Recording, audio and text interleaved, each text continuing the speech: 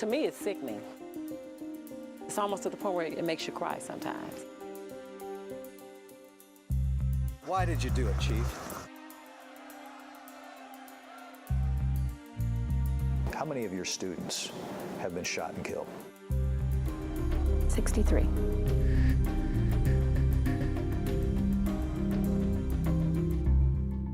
A half century ago, East St. Louis was an all-American city. Today, it's one of the most depressed and violent cities in the country. Prosecutors call it America's war zone. I've spent nearly a decade there investigating the school district, police, and politicians. Tonight, News 4 investigates how corruption has crippled this beaten-down community, making it harder to do almost anything, including enforcing the law. Did you commit fraud, Larry? Negative, sir. They are supposed to enforce the law. Can I read the warrant to you? But repeatedly. Did you text criminals and warn them that police officers were coming to get them? Police in East St. Louis and the villages surrounding it. Sir, can you talk about the allegations against you? Have been charged with committing serious crimes in the line of duty. Mr. Halter, why were you arrested today? I don't know. You don't know. Well, here's your complaint. Why don't you read the criminal complaint? It might have been for sucking your Excuse me? Many of them have bounced from one small-town police department to another, often getting hired because of their connections to a chief or more prominent politicians who are either corrupt or conveniently choose to ignore complaints about their favored cops. Either way, the process of law enforcement is corrupted. We're trying to keep the neighborhood safe. 4 years ago, then East St. Louis Police Chief Michael Baxton showed us how his officers were reducing crime in the city by cracking down on hotspots where they often found illegal drugs, piles of cash, and loaded guns. The key is what? The key is visibility, deterrent, contact with the public. It sounded good, but months later, our investigation revealed many reasons why the department lacked credibility in the communities it served. Our review of court documents showed that 1 out of every 4 East St. Louis officers had criminal arrest records. 4 were convicted of battery or assault. Even Chief Baxton had a mugshot. Chief, I'm asking you if you can explain why you are in this mugshot. I can't explain it. The state's attorney at the time, Bob Hayda, told me that he had identified 15 current and former East St. Louis police officers who lacked the credibility needed to be an essential witness in criminal cases. In each case, he told East St. Louis officials in writing about the officers in question. Most of them were still in the police force, actively investigating criminal cases. We were there when a murder suspect was freed because Hayda believed the cop who failed to videotape his alleged confession lacked the credibility needed to be a key witness in the case. We were forced, because of the police misconduct, particularly by Officer Perry, to dismiss the case. It's a tragedy. It's a tragedy for the victims, the victim survivors. It's also a tragedy for the citizens of East St. Louis. The controversy over Baxton's management style grew when News 4 Investigates disclosed that Baxton told Illinois State Police they would no longer be automatically included in East St. Louis murder investigations. He claimed he would contact them as needed, then never asked for their help. 15 months later, the evidence in more than 50 East St. Louis murder cases sat in the state police offices, untouched by the East St. Louis Police Department. That is shameful. It's wrong. It needs to be addressed immediately. It's a disgrace. Annette Bowers, the mother of 25-year-old murder victim Larry Bowers, learned that the evidence in her son's case was still stored at state police offices in Collinsville and had apparently not been reviewed by East St. Louis cops for at least 15 months. You letting murderers walk around in your city and it's sitting in the vault?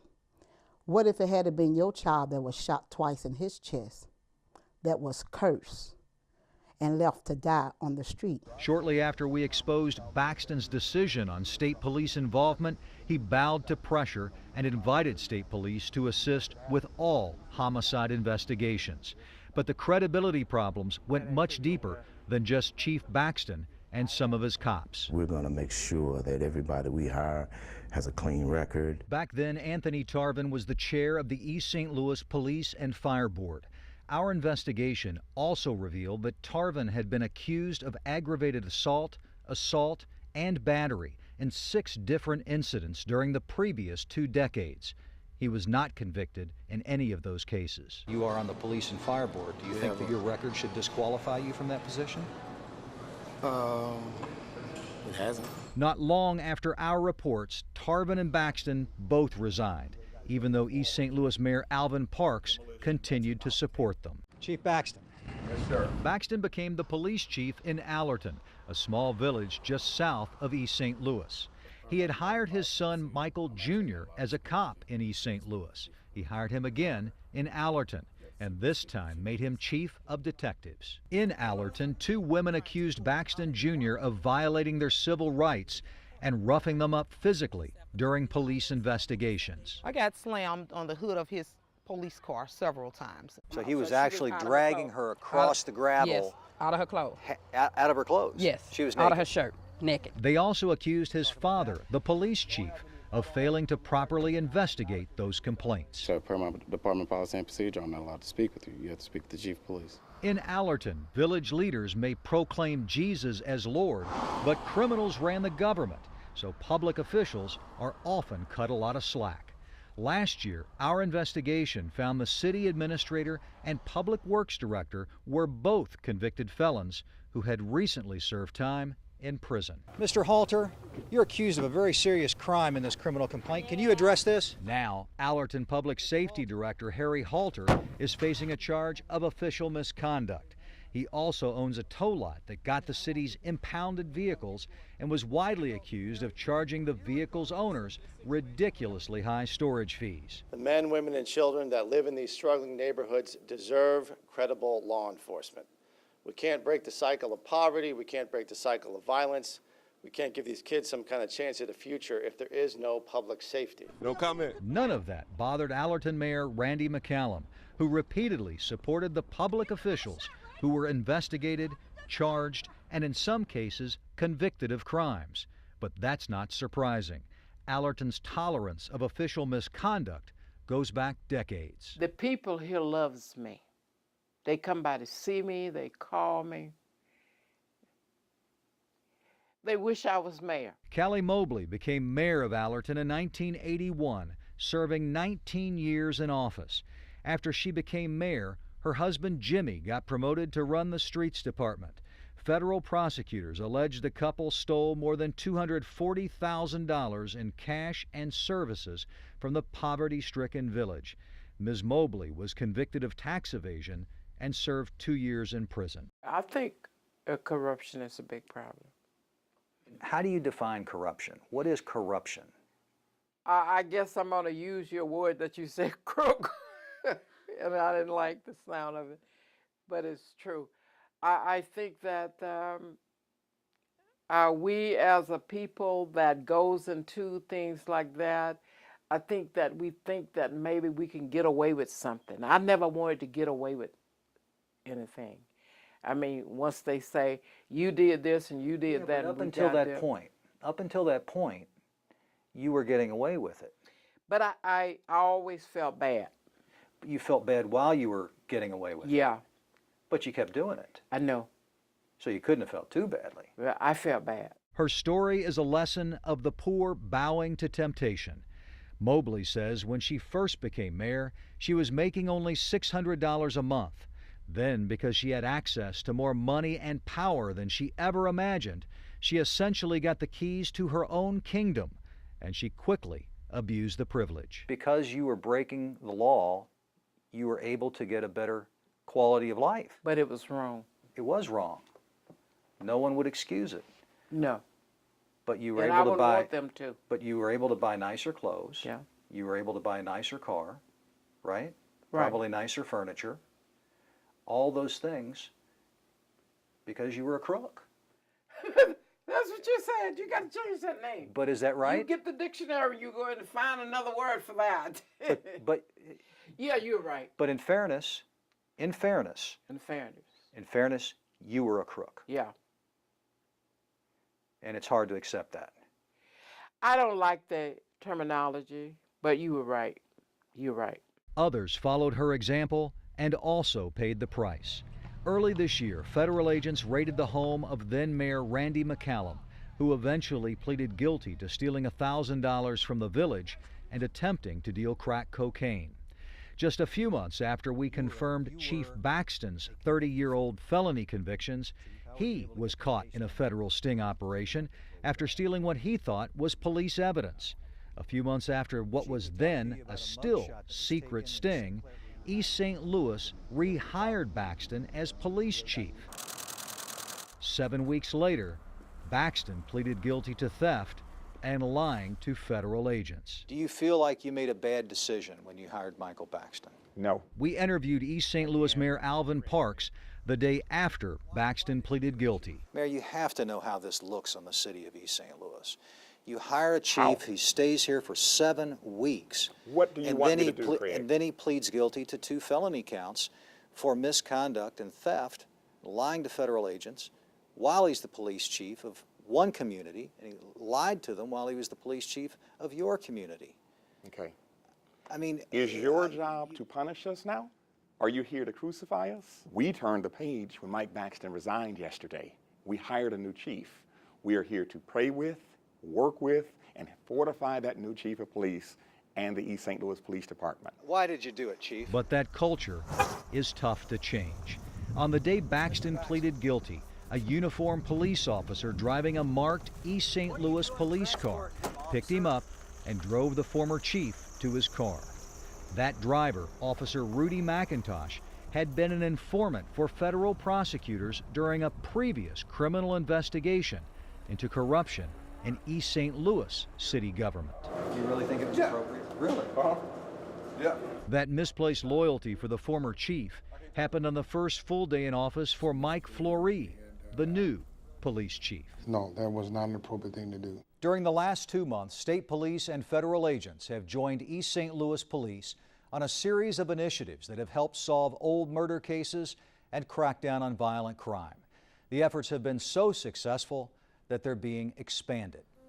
When we come back, the high price of a beaten-down housing market and its impact on the poor.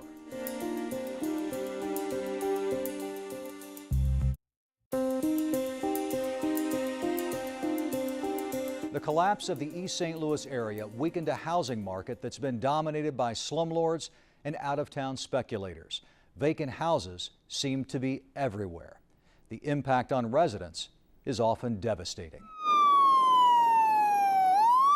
Smoke fills the sky as another fire rages in East St. Louis. The fuel for the blaze is the dry, rotted wood of abandoned houses, the kindling of countless urban infernos. A dozen families live within a block of the fire that threatens to get out of control. Are you trying to make contact? As firefighters put out the flames, we hear the sirens of police racing to an unrelated emergency. Who owns those houses? I don't know. During the last few years alone, hundreds of vacant houses have burned in East St. Louis, and many of them still stand as charred shells, waiting to be torched again. To me, it's sickening. The Tanner family lives next to this mess. They bought their home 30 years ago and take good care of it, but most of the block is abandoned, and 2 of the vacant houses right next to them caught on fire this summer. The fire also damaged the Tanner's home. When people come from out of town, and they always ask that same question. What is this over here? It's vacant houses. I said we can't seem to get anything done. This one has a code violation notice on it, dated last September. The owner had 10 days to repair the violations or supposedly feel the wrath of East St. Louis city officials. But that was a year ago. Clearly they didn't fix any of it, so what does that tell you? That nobody follows through on anything around here. I'm not surprised. East St. Louis Regulatory Affairs Director Robert Betts says the city is overwhelmed with the problem. He says the city has suspended demolitions. Betts says budget cuts have gutted his office, which now depends on volunteers to do some of the government work. It's almost to the point where it makes you cry sometimes. It's kind of degrading. What was this neighborhood like when you moved in 33 years ago? This was one of the nicest neighborhoods you could move in. Columbus Liddell raised a family on the opposite side of the city. Now he has a half-dozen vacant homes on his block alone. It's hard to swallow. it's hard to swallow because I know I'm not the only one pay tax in East St. Louis. And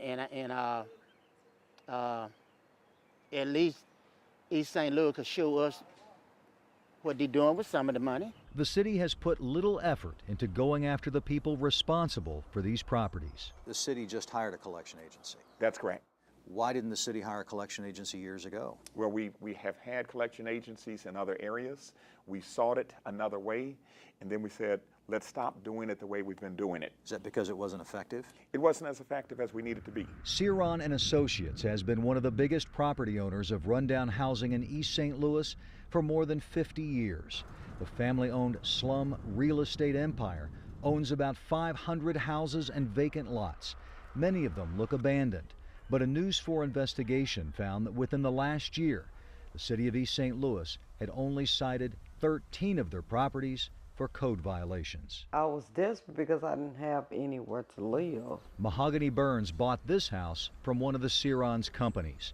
She wasn't required to have any credit, only a relatively small amount of cash up front. She bought it for nearly $30,000, about 6 times what the Ceron's company paid for it. What's it been like doing business with Mr. Ceron? It's been like hell. The kitchen needs major repairs. A bedroom is missing a large part of the ceiling, and the roof appears rotted. It looks like it's wet. It looks like it's gonna fall in. The basement smells of old sewage and mold. The sheetrock is coated with what appears to be mold, and exposure to it could create health problems for her. That's why I keep the door shut and I don't come down here. Ms. Burns pays $400 a month, plus the property taxes, utilities, and is responsible for all repairs. The one-year agreement has a final payment of $25,935, and it's due in 7 months. Do you think you'll ever pay off this house? No. They know I won't.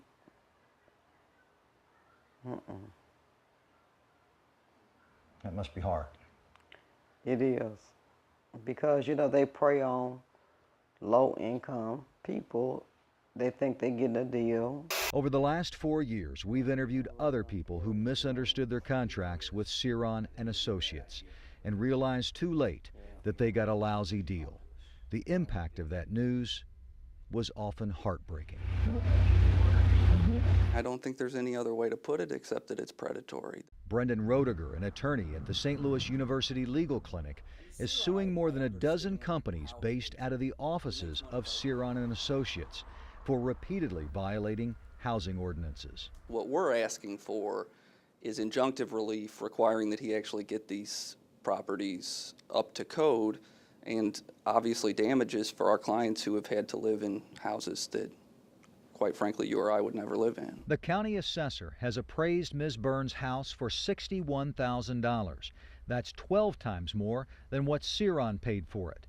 Since Ms. Burns pays the property taxes, the seemingly unfair appraisal costs her even more money. Any improvements she makes to the home will also benefit the Cerons, since it's unlikely she'll come up with the cash needed to pay off the loan, and the Cerons will remain the owners. Ms. Burns works 6 days a week just to come up with the money needed to pay for this house. What is it like to work that hard for something and then find out that it's not what you thought that it was? It's really hard. You know, it's disappointing because he prey on the low income. You know, I mean, you know, you can go get his list of houses. You're not going to find anything in Belleville. You're not going to find anything in Collinsville. You're not going to find anything in Granite City. Everything is going to be right here in East St. Louis or Washington Park. If you're not embarrassed by the way that you're operating these properties down here, why don't you just come out and talk with us about it? Over the summer, we made repeated attempts to interview company founder Ed Ceron and his son John, but they refused. I need to talk to my son. Actually, we need to talk to you. 4 years ago, we caught up with Ed at a charity golf tournament. Can you talk to us about how you conduct business? Very effectively. You got to know that these folks aren't going to pay that off. Okay. Seriously, don't you know, Okay. you know that? Okay, yes. They are the housing market, and they've driven the rest of the market into the ground. I think it's, at this point, it's hard to imagine a way out of what Ceron has created. The Sirons cornered much of the East St. Louis area market by supporting key politicians like longtime Allerton Mayor Callie Mobley. Mr. Siron is my friend. He's a nice man. Mobley admits she never cited any of the Sirons' properties for code violations during her nearly 20 years in office, despite getting many complaints. The former mayor, a notorious slumlord in her own right, had a strong incentive to take it easy on the Sirons. According to records filed 7 years ago in the Mobley's bankruptcy case, they owed Siron and Associates $217,000 for property they purchased from the land baron. Most of the Mobley's net income was used to pay off that debt. Has that been good for the area? That it's so much under his control? I think it's been, when you look at a small area like this, I think it's been good for it because there's people that, like I said, could not afford to go to the bank or to maybe other real estates and say, well, look, I got $500, I want to put it down on. They don't have the credit, and you know what I'm saying. And I just want to be fair. To use her words, to be fair, it's impossible to understand the deeper impact of the Siron influence unless you examine the role of vacant house fires in the East St. Louis area. A decade ago, the Illinois Fair Plan, the insurance group for Illinois residents who can't qualify for any other insurance, stopped insuring houses in the East St. Louis area owned by the Sirons because they had so many fires and the insurance group's payouts to the Sirons were so high. That means residents who live in Siron homes can't get fire insurance either. Apparently you did admit that your properties have an unusually high number of fires. Numbers speak for themselves. Do we have a lot of losses? Certainly. Do we evict people that don't pay? Yes, sir. Do some of them have fires that just happened? Yes, sir. Now, do we go out and put the finger on anyone? No, sir. If you weren't living here, I'd be homeless. you would be homeless. Yes. This is your last stop. Yes. Following our recent stories about slumlords and speculators, prosecutors ordered 24 landowners, including the Sirons, to fix up their property. If they refuse, prosecutors are prepared to pursue possible criminal charges against them. When we come back, strip clubs and much more, the impact of a local economy driven by vice.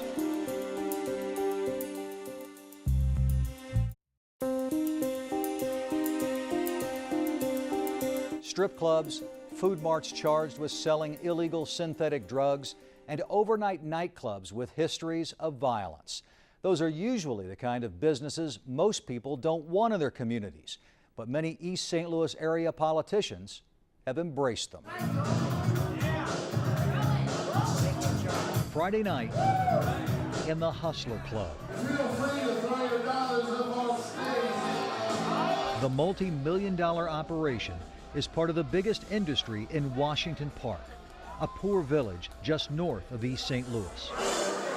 There are 10 strip clubs here, one for every 500 residents. The community has embraced us, and specifically the leaders of this community. A decade ago, then Washington Park Mayor Sherman Sorrell and his wife joined Hustler founder Larry Flint for a ribbon-cutting ceremony to mark the club's grand opening.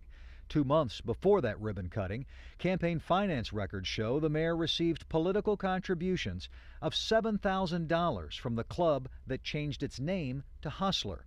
It was by far his largest campaign contributions. Sorrell declined to be interviewed for this program. Well, why would we want to be anywhere else? Inside Hustler, virtually all the employees and customers are white. There's plenty of money, and no one feels neglected.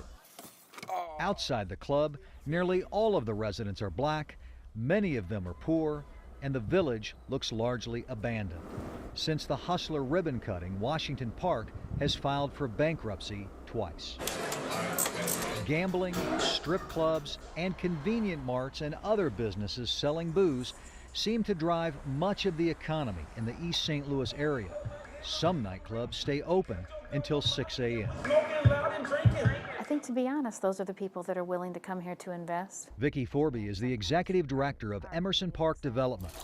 an East St. Louis nonprofit that runs a job training program, a charter school, and has partnered on the development of hundreds of housing units. Investors are always looking for a return on their investment, and rightly so.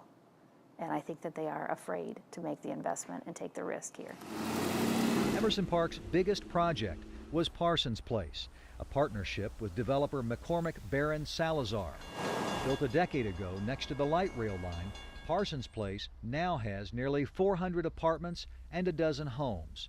Despite being in a community decimated by poverty, corruption, and violence, Parsons Place inspired a second successful development next to it. Is there a lot of violence? Yes. Do I focus on that? No.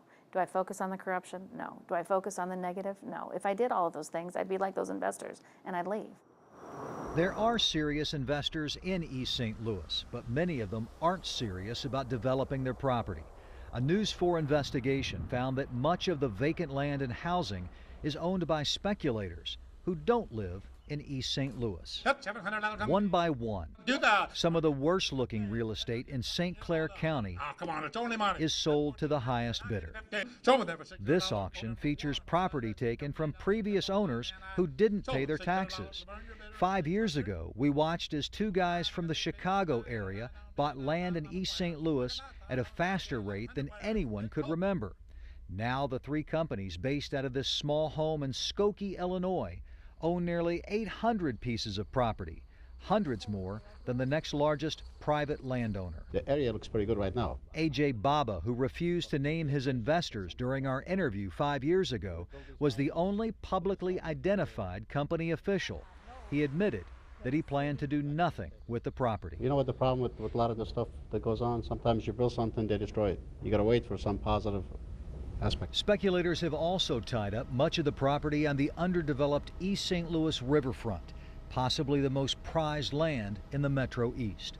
Although city leaders have often talked about ambitious plans for this area, those plans often failed partly because there was never a unanimous agreement on how to develop it. Sometimes it feels like it's a fight to make things happen. In other words, East St. Louis is often its own worst enemy, and it's been like that for a very long time. Nearly a century ago, the city was the scene of the worst race riot in American history. Perhaps as many as 200 blacks were killed.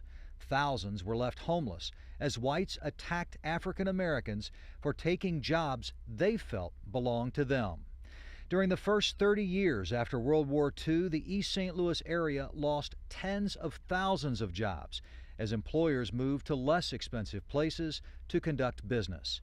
And in the late 60s, 70s, and 80s, thousands of whites left for the suburbs. Why do you think it changed? Oh, no, I couldn't explain that to you. I would like to know that myself, why they all ran away. The white people? They all ran away. How long did it take the white people to leave? You know, I can't think, not too many years. They didn't stay, they left. Helen Lewis was the first black woman in her Washington Park neighborhood. I think they didn't want to live around us. Did you see white people leaving when there was only 1 or 2 black people here? Or did it take more black people to come to the neighborhood before the white people left? Well, when the more black people come in, they left. That's when the white people left.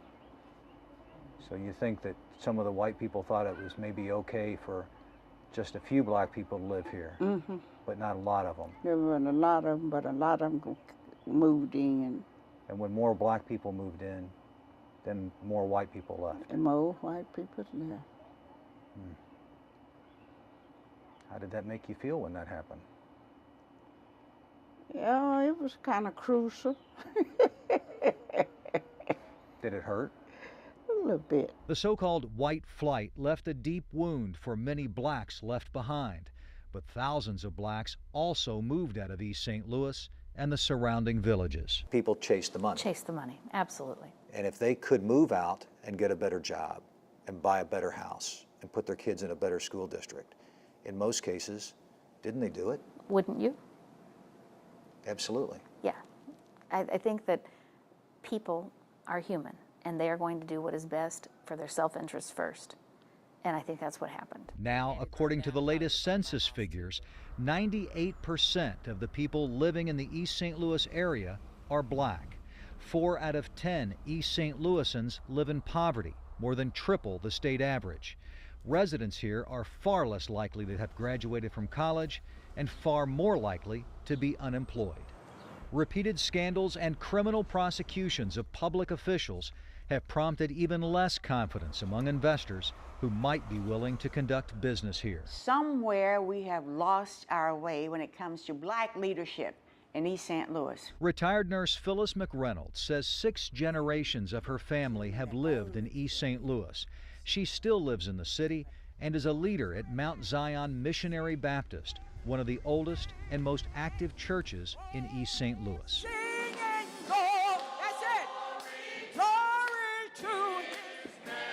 Her activities and her photo collection are evidence of her commitment to family. Years ago, she wanted to open a family-style restaurant in East St. Louis and tried to get government support, but she says city officials didn't help, and eventually her dream died. Never heard from anyone in reference to it. Never got to first base. Crown Food Marts not only got to first base, they also received millions of dollars in government tax breaks. During repeated visits to those businesses, we noticed that the overwhelming majority of employees are men of Middle Eastern descent, just like the owner, who lives in the $700,000 home in West St. Louis County. How many Arabs do you know live in East St. Louis?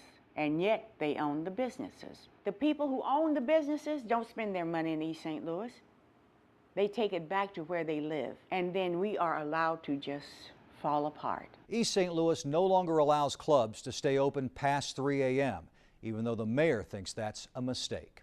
Mayor Parks insists that the Casino Queen and the Crown Food Marts have been great investments for the city because they produce millions of dollars in revenue every year. Although he admits Crown hasn't hired enough local residents, especially considering it received massive tax incentives that were made possible by local taxpayers. When we come back, a look at some possible solutions to the enormous challenges in East St. Louis.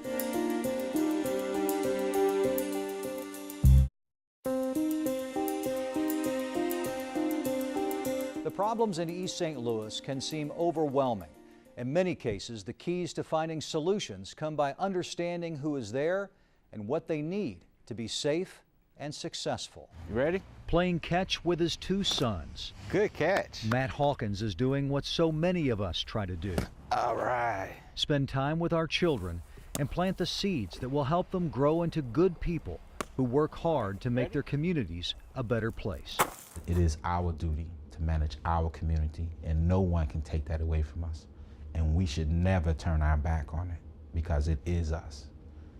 And when we accept our responsibility, a beautiful community is almost automatic. Matt, the president of a nonprofit watchdog group, and his wife Kim, a recruiter for a major bank, are raising their boys in Parsons Place, one of the most successful developments in their hometown of East St. Louis. There were opportunities to go other places, but my heart was just to come back here and be part of my family and, you know, do my part. The Hawkins say that part is difficult in a depressed and unstable city, where many people feel afraid to challenge authority, especially when they've been led to believe that some of the people in positions of power are their friends. We have to redefine what a friend means. For me, a friend is a person that understands that Matt Hawkins has been through a lot, and he's not going to throw it away for some favor for somebody that's doing wrong. So what would make things better?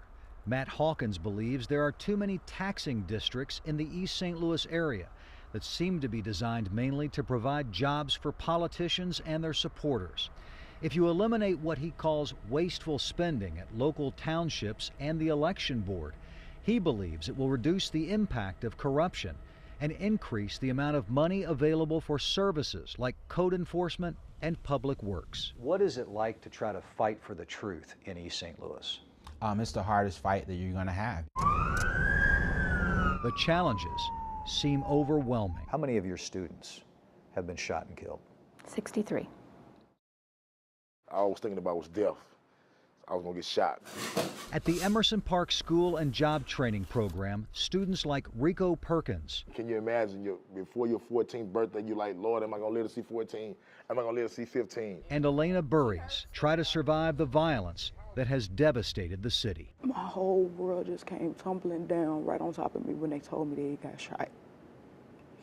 I just wanted to go and make sure that it wasn't really him.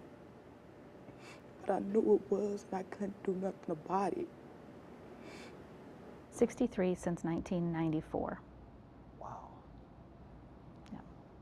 Emerson Park's executive director, Vicki Forby, works with young adult students, many of them committed to turning their lives around and giving back to the community, but often finding little opportunity to work in the city and help rebuild it. I think people have done what they had to do to survive, and I think people will do that in any part of this world. And at times, it's a seemingly impossible task. What was it like to look over your shoulder all the time? Devastated, scared. Carl Willis wants to work in construction and eventually own his own company. But he's still in a gang and not ready to leave it because of the loyalty and respect he believes he gets from being a part of it. I'm gonna leave it one day. I ain't saying now, but one day I am. When the time comes, I'll be ready. To leave the gang, Carl may have to take a severe beating, or he could be killed. This was a beautiful community. This can be a beautiful community. Forby says the time has come to take drastic actions, like closing nightclubs and liquor stores at 10 p.m. and bringing in the National Guard to save a community that has been unable to save itself. I don't think there's anything wrong with having the National Guard come in. This country doesn't mind invading another country to restore peace and deflect violence and restore government. So why are we afraid to do it here? There have been dramatic actions taken recently, including police raids on overnight clubs and Crown food marts. The state's attorney charged the Crowns with selling illegal synthetic drugs and other crimes. The nightclubs also face criminal charges. And a regional law enforcement commission has been created to provide oversight of the troubled East St. Louis area police departments and allow communities to use tax money usually set aside for development to help pay for law enforcement. The triple threats of poverty, violence, and corruption have cast a shadow over these cities for a long, long time. But I believe in the people of East St. Louis. They are fighting not just for their part of the American dream, they are fighting for their lives. And they deserve the best from us as public servants. Taking back East St. Louis will take much more than late-night marches through the John DeShields public housing complex, which prosecutors say has a higher murder rate than Juarez, Mexico, one of the most dangerous cities in Latin America. It really hurts. Evidence of systemic neglect is everywhere at the DeShields complex. The federal government failed to provide proper security, and the closed Lincoln High School is now a public disgrace, even a year after the state took control of the school district. They don't care about the community, they don't care about the people. Inside the school, more evidence of systemic failure, massive taxpayer waste, and mismanagement. Over the years, our investigations found that the elected school board often chose to spend millions of dollars on jobs for family, friends, and political cronies, instead of hiring more qualified teachers that live in their own community. Now it sits as the latest reminder that something once treasured is now trashed. Until you understand the tough work of building a community, you cannot really appreciate it. And we want to appreciate our community. We want our community to appreciate us. The troubled East St. Louis school district, dominated for years by politics, remains one of the biggest obstacles to improving the community. As long as test scores and graduation rates are among the lowest in the state, many experts say the community will continue to struggle and it will be much slower to rebuild. When we come back, the story of little Ike and other children who want more and are willing to work for it.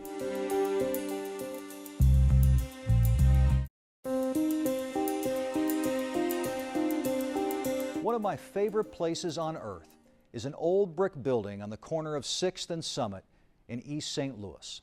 That's where you'll find the Christian Activity Center.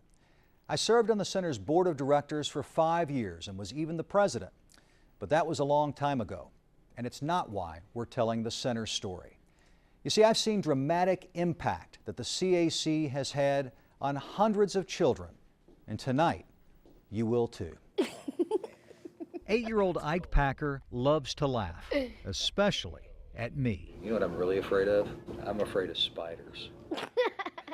We met little Ike, as he's called, at the Christian Activity Center, one of the safest places in one of the most dangerous neighborhoods in East St. Louis.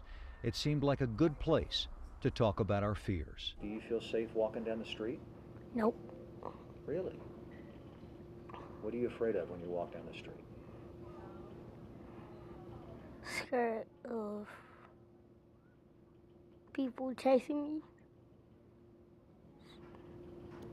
People be having guns. Little Ike's fear has deep roots.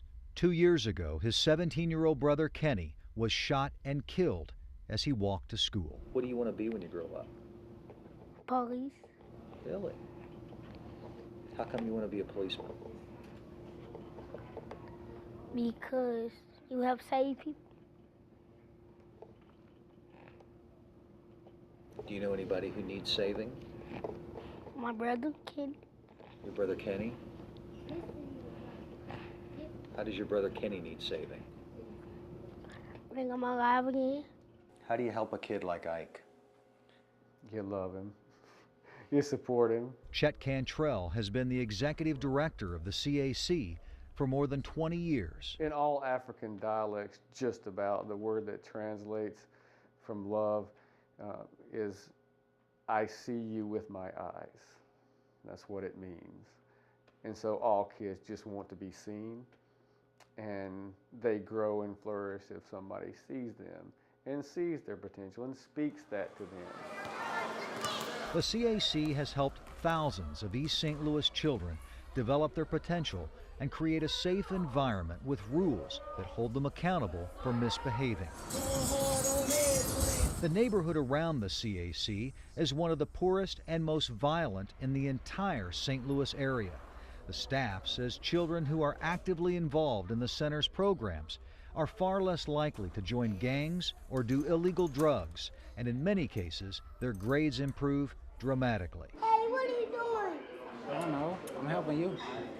Can I help you too? For 17-year-old Xavier Swope, coming to the CAC as a young boy and now as a part-time worker has given him the opportunity to learn, become more focused, and give back to the community. My dream, probably to see East St. Louis actually be known for our goodness instead of our bads. It changed my life.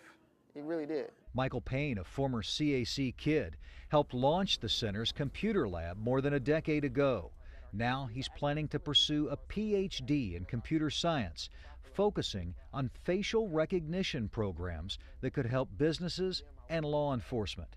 After getting his doctorate, he'd like to open a network security business in East St. Louis, possibly training and hiring East St. Louis residents. People need mentors. Whenever you're trying to do something or get somewhere, you need somebody that's been there or at least knows how to get there to be able to help you. I believe I can fly. According to the center, children who attend at least 3 days a week have a 97% high school graduation rate, more than double the citywide average.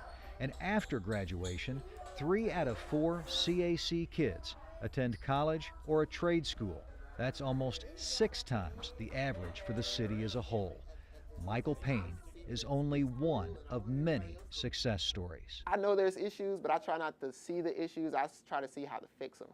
You know, a lot of times people go and they see things, well, it's just bad, and this is bad, and this is wrong, and that is wrong, you know.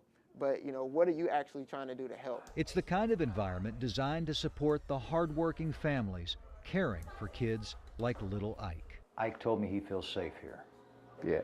And that he doesn't always feel safe when he leaves here. And that's tragic. No kid should be afraid. Is that little Ike? We told East St. Louis Police Chief Michael Fleury about little Ike. I heard you want to be a police officer. You do? Yes. Come on, let me show you I'm gonna show you my car. And the chief couldn't wait to meet him. Push that button. Now hit the bottom button.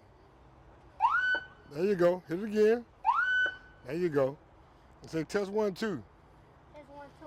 There you go. We all have dreams. You remind me when I was little too. You look just like me. It's too late for little Ike's big brother. So you can be whoever you want to be. Whether it's a police or an astronaut or whatever you want to be, you can be it. But it's not too late Give me a hug there, buddy. for little Ike.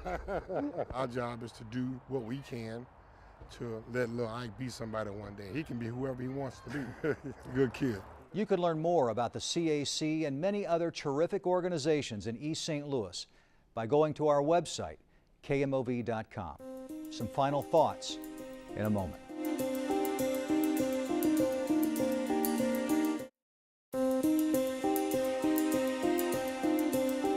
Corruption isn't new in East St. Louis. It began many decades ago with crooked white politicians and businessmen.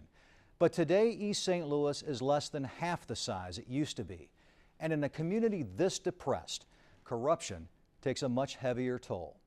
There are no simple answers to the massive problems in East St. Louis, but it will take bold actions that hold people accountable, but still see the dignity and goodness in residents who have never given up, something that's easy to do when you live in America's war zone. I'm Craig Cheatham. For all of us at News 4, thanks for watching.